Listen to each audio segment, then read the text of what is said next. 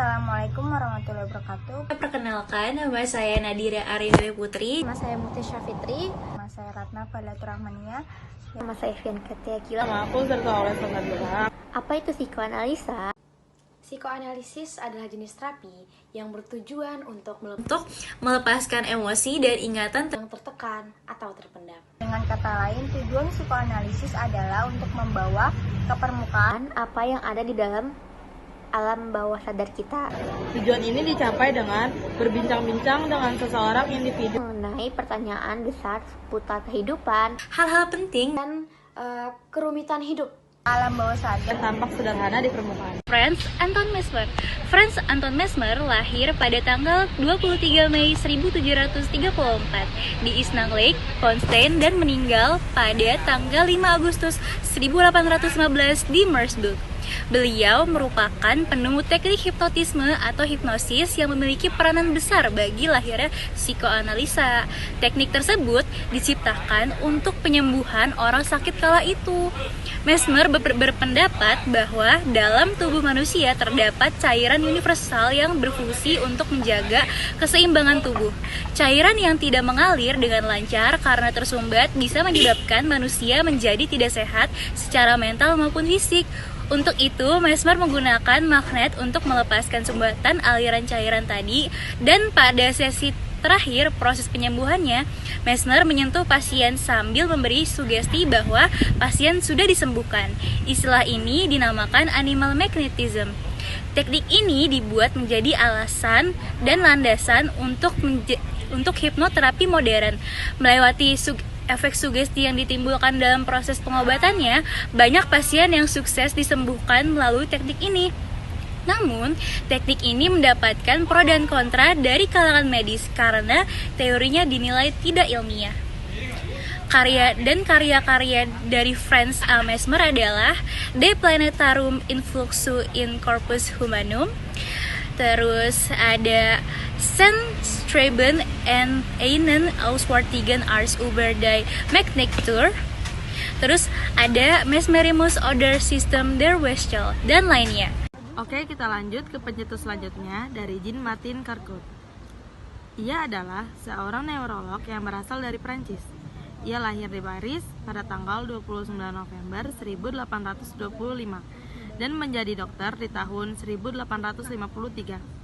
Ia juga sebagai pelukis berbakat yang menggunakan bakat artistiknya untuk memvisualisasikan memori yang kuat terhadap pola dan asosiasi terhadap penyakit dan anatomi.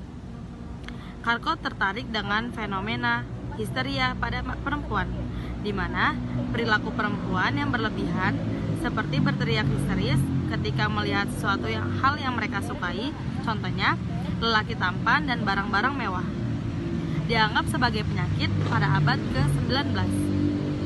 Fenomena ini tidak bertahan lama karena sifat histeris atau gembira berlebihan pada perempuan itu wajar. Sebagai seorang dokter, ia menggunakan teknik hipnos dan sugesti mental untuk menyembuhkan pasien-pasien psikoneurotis, khususnya penderita histeria. Histeria adalah suatu gangguan emosi yang demikian kuatnya sehingga memblokir atau menghalangi berfungsinya salah satu anggota tubuh, sekalipun tidak ada gangguan organis. Sebagai usaha untuk melupakan peristiwa yang mengguncangkan jiwa tersebut, pasien lalu melumpuhkan salah satu anggota badannya. Gustave Le Bon lahir pada 7 Mei 1841 di Nogent-le-Rotrou, tepatnya di Prancis. Meninggal pada 13 Desember tahun 1931 di Paris, tepatnya Marnes-la-Coquette. Le Bon bukanlah murni seorang psikoanalisis, tetapi pemikirannya itu banyak yang sejalan dengan pikiran-pikiran psikoanalisa, yang dimana Le Bon itu lebih banyak membicarakannya dalam rangka tingkah laku kelompok daripada perorangan. Le Bon menjalani masa kanak-kanaknya di zaman revolusi Prancis pada tahun 1848 dan masa kekuasaan Napoleon III. Nah, masa-masa krisis dan penuh dengan peperangan itu ternyata membuat Le Bon itu terpengaruh oleh pergolakan sosial yang sering dialaminya, dan dia memiliki minat yang sangat besar terhadap gejala-gejala sosial. Oleh karena itu, dia menulis bukunya yang terkenal dengan judul The Crowd tahun 1895. Nah, dalam buku The Crowd ini, Le Bon dia itu membicarakan beberapa hal. Itu adalah konformitas, kemudian alienasi, dan kepemimpinan dalam kelompok. Karena buku inilah juga Le Bon terkenal sebagai tokoh psikologi sosial. Le Bon mencoba menerangkan tingkah laku kelompok dari sudut antropologi, arkeologi, dan biologi. Nah, ia berkesimpulan bahwa individu-individu kelompok tuh bertingkah laku impulsif, mobile, irritable, intoleran, suggestible, dan diktatorial, dan sebagainya. Nah, itu karena kelompok itu dikuasai oleh semacam jiwa bersama, grup mind gitu. Nah, dan jiwa bersama inilah yang mengatur tingkah laku dari individu-individu dalam kelompok tersebut. Nah, jiwa bersama ini tuh tumbuh jika individu-individu itu berkumpul menjadi satu.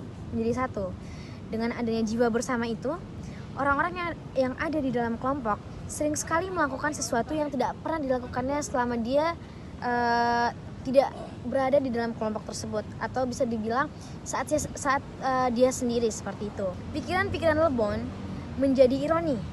Nah, juga sikapnya yang sangat kaku, tidak terlalu terbuka terhadap kritik, itu memunculkan adanya semacam prasangka kepada Le Bon. Untuk melihat nih kebenaran saja dalam teori sendiri, dia hanya melihat semua hal dalam sudut pandangnya sendiri tanpa melihat sudut pandang dari orang lain. Setelah kejadian tersebut, muncullah beberapa sarjana-sarjana setelah Le Bon yang umumnya berorientasi kepada sarjana-sarjana ini.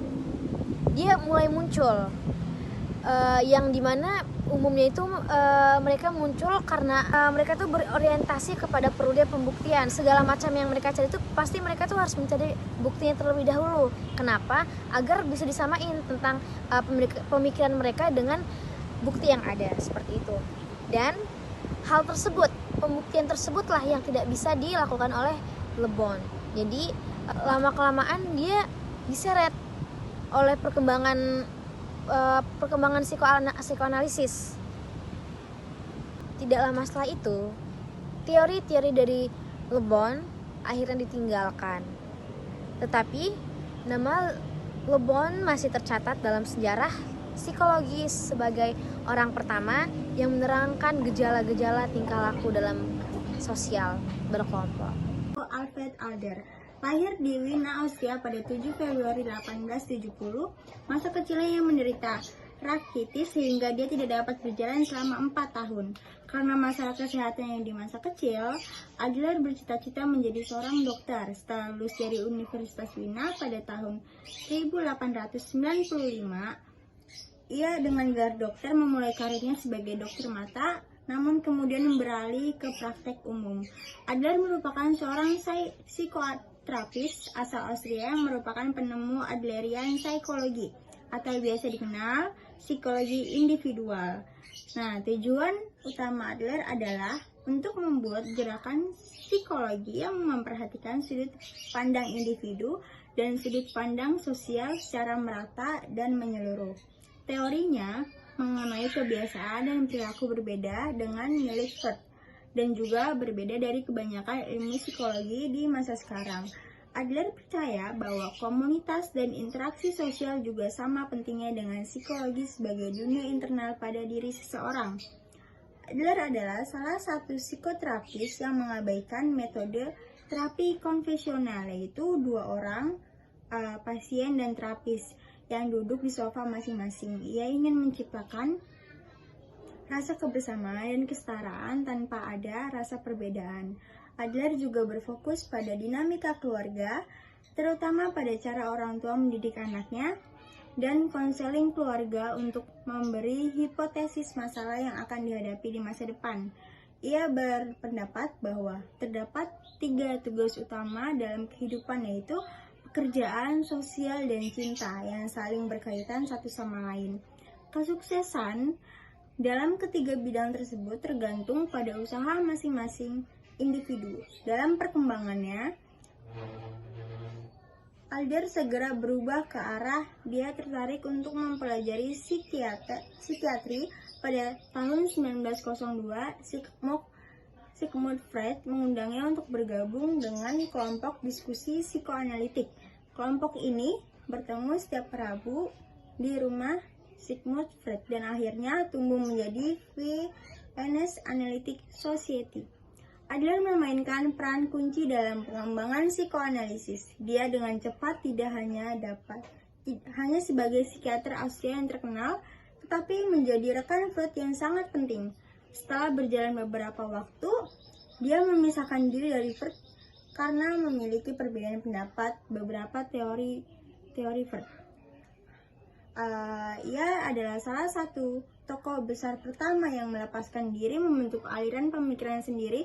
Pada tahun 1912, Alfred Adler mendirikan masyarakat psikologi individu. Adler memandang bahwa setiap orang memiliki rasa rendah diri. Sejak kecil, orang bekerja untuk mengatasi inferioritas dengan menunjukkan keunggulannya kepada orang lain. Adler menyebutnya sebagai berjuang untuk keunggulan dan percaya bahwa dinamika tersebut adalah kekuatan pendorong di belakang perilaku manusia, emosi, dan pikiran. Adler menyebutnya teori ini psikologi individu karena merasa setiap orang adalah unik dan tidak ada teori sebelumnya yang dapat diterapkan pada semua orang. Nah, ada juga karya-karyanya itu pada tahun 1905 yang berjudul A Study of Organ Inferiority. 1912 The Neurotic Constitution. 1914 Healing and Education. 1922 The Practice and Theory of Individual Psychology. Pierre Marie Felix Janet atau dikenal dengan Pierre Janet lahir di Paris pada tanggal 29 Mei 1859 dan meninggal juga di Paris pada tanggal 24 Februari 1947. Janet merupakan seorang psikolog, neurolog, dokter, filsufus, juga psikoterapis yang berasal dari Prancis. Janet berpendirian bahwa studi ilmiah dari psikologi hanya dapat dilaksanakan bila proses mental diterjemahkan sebagai tingkah laku. Ini adalah behaviorisme ala Janet, termasuk orang yang menekan sifat dinamis dan kesatuan dari gejala-gejala psikologis. Janet berpengaruh dalam mewujudkan antara psikologi akademis dan pengobatan klinis penyakit mental di Prancis dan Amerika. Dia menekan bahwa faktor psikologis dalam hipnosis dan berkontribusi pada konsep modern tentang gangguan mental dan emosional yang melibatkan kecemasan, fobia, dan perilaku abnormal lainnya. Dia memperkenalkan kata disosiasi dan alam bawah sadar ke dalam terminologi psikologis dan mengaitkan histeria kerentanan hipnotis dengan kecenderungan bahwa bawaan terhadap ketidakseimbangan energi psikis dan ketegangan psikis. Janet mempunyai suatu teori yang paling terkenal, yaitu teori tentang kepribadian yang disebut dengan teori strata. Menurut teori strata, kepribadian terdiri dari kecenderungan-kecenderungan yang tersusun secara hierarkis, dari yang paling rendah, refleks misalnya, dan sampai yang paling tinggi misalnya akal. Kecenderungan-kecenderungan itu memiliki sejumlah energi tertentu yang berasal dari sumber-sumber fisiologis, juga psikologis, dan juga keturunan. Energi tersebut jika diaktifkan akan membuat kecenderungan-kecenderungan menjadi tingkah laku. Orang yang biasanya bisa mempertahankan energi-energi kecenderungan di tingkat rendah sampai batas tertentu dan dapat melepaskan lebih banyak energi pada kecenderungan tingkat yang lebih tinggi. Teori strata ini dapat dibandingkan dengan teori ideogo dan superego yang dikemukakan oleh Freud. Sedangkan energinya Janet dipersamakan dengan dorongan-dorongan sexual dan agresi pada Freud. Karya Janet antara lainnya Automatisme pada tahun 1819, Etat Mental des Hystericus tahun 1892, Nes Obsession et la Psychiatrisme pada tahun 1903, Neos et Idées Fixes pada tahun 1904, dan terakhir Les Nevers pada tahun 1909.